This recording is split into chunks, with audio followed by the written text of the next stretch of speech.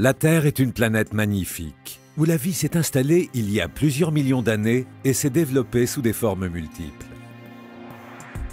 Tout aurait pu continuer ainsi pendant encore longtemps si l'homme ne s'était pas installé au sommet de la chaîne alimentaire. En moins d'un siècle d'exploitation des ressources et d'industrialisation à outrance, l'homme a réussi à modifier les équilibres millénaires de la planète. Il n'existe aucun endroit épargné. Les atteintes à l'environnement pratiquées au sud se répercutent au nord, et ce que l'on gaspille ici sera définitivement perdu pour tout le monde. À partir de là, il s'agissait de devenir plus autonome, de produire notre propre énergie, de faire des économies d'énergie et en même temps de mettre en œuvre cette ceinture agricole qui nous entoure pour nourrir notre population.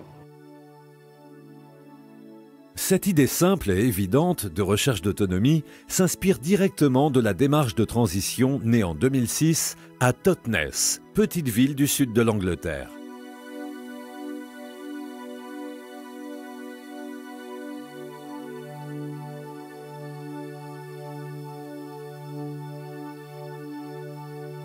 Ungersheim, petit village alsacien, a engagé plusieurs actions allant dans le sens de la transition.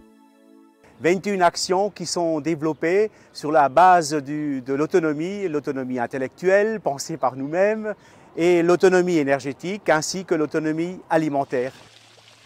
L'autonomie intellectuelle s'acquiert par l'écoute et la parole. À Ungersheim, ces échanges s'établissent de façon innovante. Au début de l'année 2012, des étudiants de l'Université de Haute-Alsace sont venus dialoguer avec des habitants de la commune sur le thème de la nature à Ungersheim. C'est vrai que c'est étonnant au début, mais ça a été très bien accueilli en fait, par les habitants. Ils ont tous apprécié cette démarche.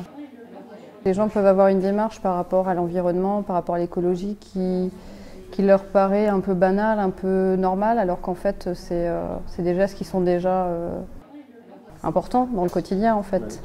Le village en transition, justement, est-ce que c'est quelque part une espèce de retour en arrière? C'est une continuité de ce qu'on nous a donné dans notre enfance. De pouvoir faire quelque chose avec rien ou avec peu. Souvent, c'était même un peu un récit de vie parce qu'ils nous expliquaient comment ils étaient arrivés à Ungersheim, depuis combien de temps. Et c'est vrai qu'on a vraiment touché à des sujets très variés. On parle comme ça, avec des mots, avec la langue, avec des gestes, mais on parle aussi avec les objets. La façon de fleurir une maison, les couleurs qu'on choisit pour une maison, l'agencement des jardins, nichoir aux oiseaux ou pas nichoir. Toutes ces choses-là, c'est aussi une parole qui disent très très profondément ce à quoi les gens sont attachés. Qu'est-ce qui est important pour eux? Je pense que le village d'Ungersheim est précurseur là-dedans. C'est avoir la participation des gens, c'est penser à l'avenir, savoir sur quoi on s'est construit et ouvrir de nouvelles perspectives. C'est clair que c'est quelque chose de nouveau. Je ne pense pas que ce soit utopique. Je parlerai plutôt d'un projet ambitieux qui va recréer un lien entre les gens. Et je pense que c'est un exemple qui sera suivi par d'autres par la suite. Contribuer à la question de la démocratie et de l'écologie, c'est ça. C'est arriver à recueillir des paroles et les faire monter pour que progressivement elles nourrissent la pensée politique et technique sur ces grands sujets. La démocratie participative, c'est-à-dire qui écoute et tient compte des idées des habitants, fait partie intégrante de la notion de transition. À Ungersheim, des rencontres citoyennes sont organisées régulièrement afin de trouver ensemble des solutions aux problèmes posés et réfléchir au futur de la commune.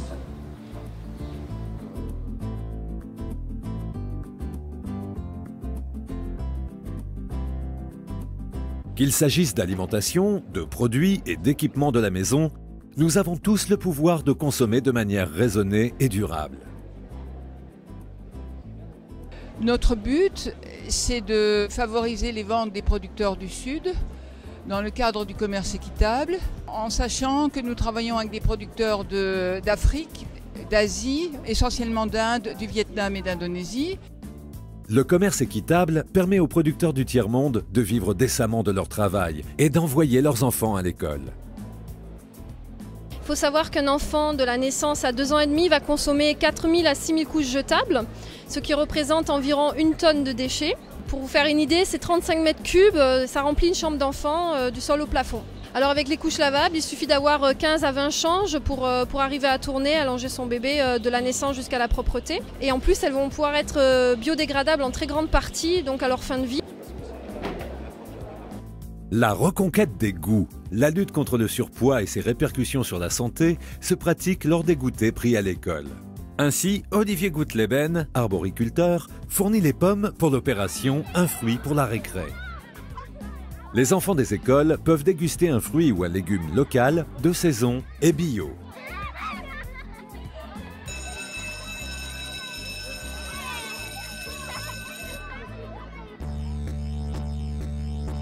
La question de l'alimentation, et plus particulièrement de l'autonomie alimentaire, est au cœur de la démarche de transition. Cette alimentation mieux évaluée dans sa partie protéique contribue à diminuer l'élevage intensif. Elle est basée sur une production locale et saisonnière. Le fait de consacrer des espaces suffisants à ces cultures garantit l'approvisionnement de l'ensemble de la population et par conséquent réduit considérablement les transports alimentaires, aussi bien par camion que par le véhicule personnel des habitants. Au fil de l'année, les légumes récoltés sont immédiatement nettoyés et conditionnés pour la vente. Les 8 hectares de l'exploitation bio, les Jardins du Trèfle Rouge, alimentent le circuit court de distribution et participent à la réinsertion professionnelle. On a commencé avec une équipe restreinte d'une douzaine de personnes qui actuellement a déjà doublé. Une grande partie de notre équipe est constituée de personnes de passage qui passent des périodes plus ou moins longues et qui profitent en fait de notre exploitation pour remettre le pied à l'étrier d'abord et se restructurer pour se préparer au travail parce que je pense que c'est en travaillant qu'on réapprend à travailler.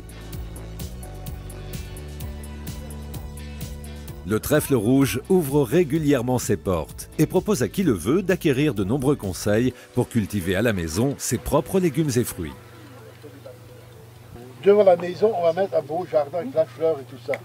Et derrière, on met le potager comme si on en avait honte. Moi, je retrouve ça regrettable.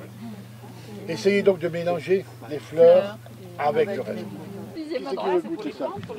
Je vous donne comme ça. Il n'y a rien de temps. Qui c'est qui veut, madame? En fait, quand il y a manque de connaissances, peut-être, mais c'est surtout un loupé de transmission entre une ou deux générations où on a totalement occulté la transmission. On a pensé, avec l'arrivée de la chimie, que c'était vraiment le top, que ça allait régler tous les problèmes. En fin de compte, on s'est rendu compte maintenant que c'est exactement l'inverse. Elle n'a pas réglé les problèmes, mais elle nous cause énormément de problèmes.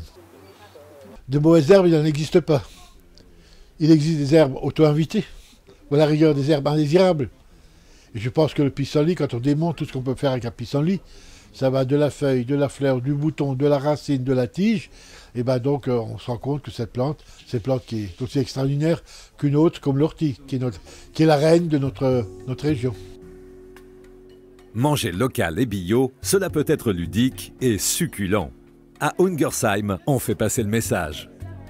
Depuis une dizaine d'années que je m'occupe de ça, je me rends compte que les gens sont de plus en plus sensibles et c'est très bien. C'est très bien de voir qu'on remet en question son alimentation et ses modes de vie pour quelque chose de plus équitable vis-à-vis de tous les habitants de la planète.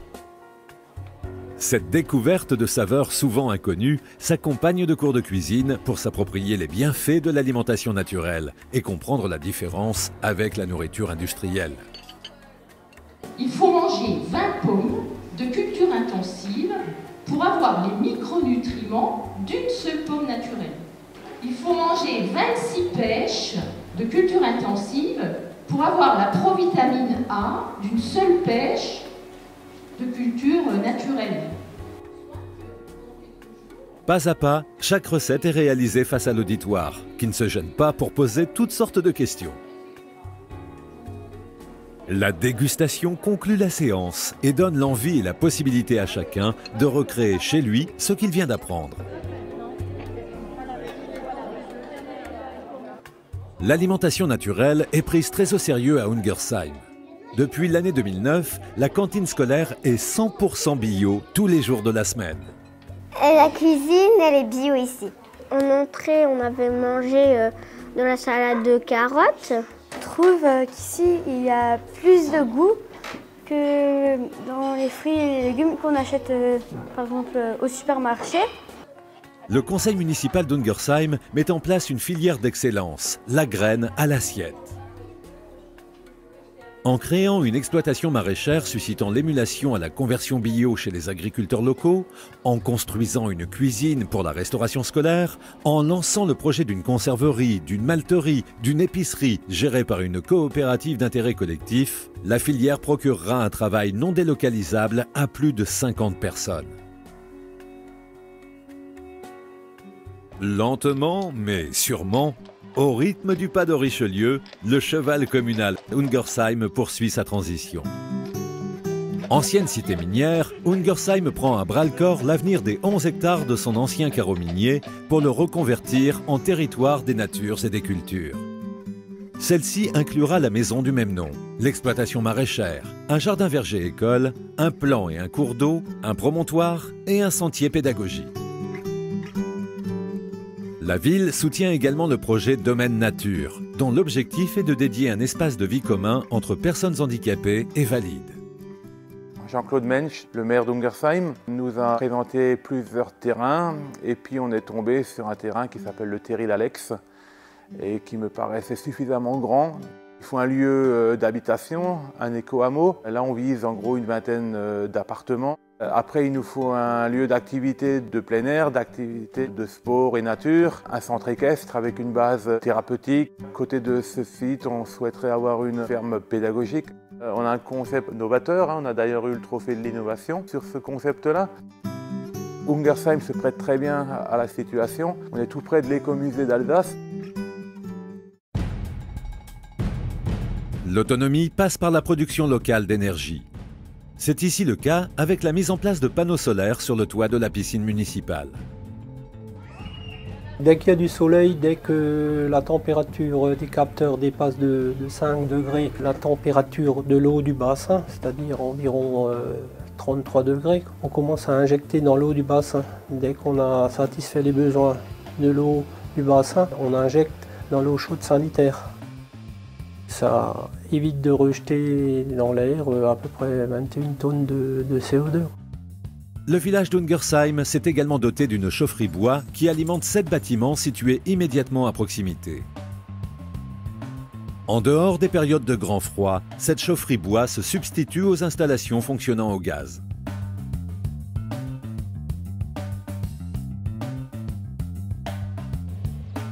Bien sûr, produire de l'énergie ne suffit pas. Il faut commencer par réduire au maximum sa propre consommation. Pour une commune, la recherche d'économie d'énergie passe forcément par la question de l'éclairage public. Le fonctionnement du gradateur, c'est une micro-coupure de 100 fois par seconde de la lampe qui permet une économie jusqu'à 40%. Dans la période 2007 à 2010, cette intervention a permis une économie annuelle de plus de 6 000 €. En reprenant en régie communale la gestion de l'eau et de l'assainissement, Ungersheim assure dorénavant la maîtrise des coûts et affiche d'ores et déjà des tarifs inférieurs aux collectivités voisines. Plus de la moitié des 825 compteurs en place à Ungersheim a été remplacée. Cette nouvelle génération de compteurs, relevables à distance, est beaucoup plus précise et permet de déceler très rapidement toute fuite sur le réseau. Elle simplifie également le travail du personnel communal. Ungersheim a initié la production d'électricité renouvelable grâce au soleil, avec la mise en service dans les derniers jours de décembre 2012 de la plus grande ferme photovoltaïque d'Alsace. Le fer de lance de ce projet-là a été Jean-Claude Mensch, qui a la paternité du projet photovoltaïque. La population des 4 communes est d'à peu près 9 500 habitants et on a une centrale photovoltaïque qui va produire pour à peu près l'équivalent en consommation de 10 000 habitants. Agir sur la pollution est aussi un acte de transition. À Ungersheim, les jardiniers n'utilisent plus aucun produit phytosanitaire, ni aucun engrais issu de la pétrochimie pour l'entretien des espaces verts.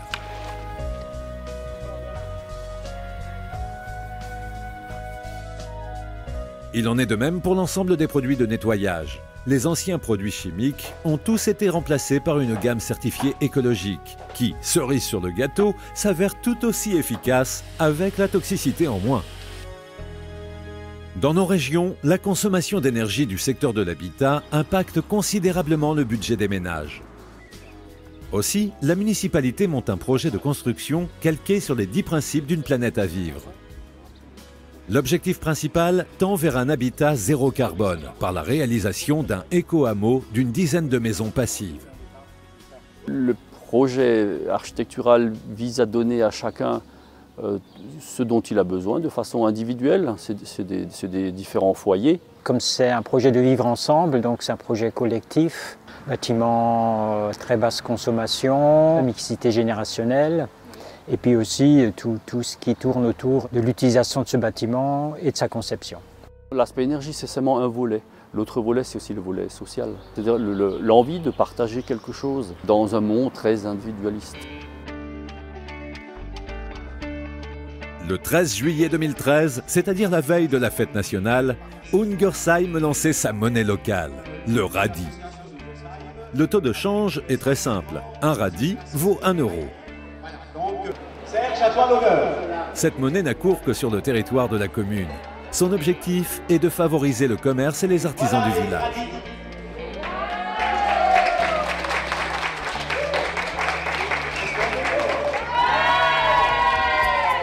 Sitôt inauguré, sitôt utilisé. Il est désormais possible de faire ses courses à Ungersheim en payant avec des radis.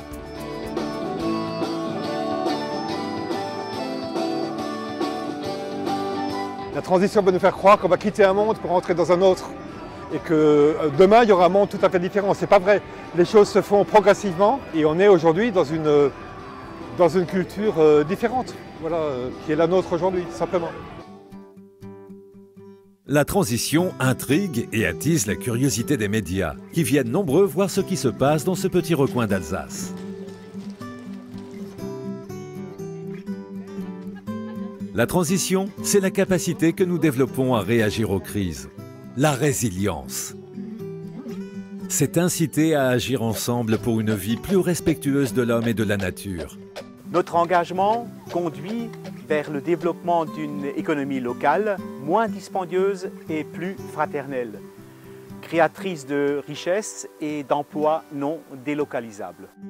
On aimerait bien que ce soit quelque chose de fédérateur et quelque chose qui pourra donner des idées à d'autres gens dans d'autres communes. La commune d'Ungersheim joue le rôle de pionnier et les expériences qui sont menées ici peuvent donner des idées à d'autres et demain voir ce modèle se généraliser sur l'ensemble du territoire.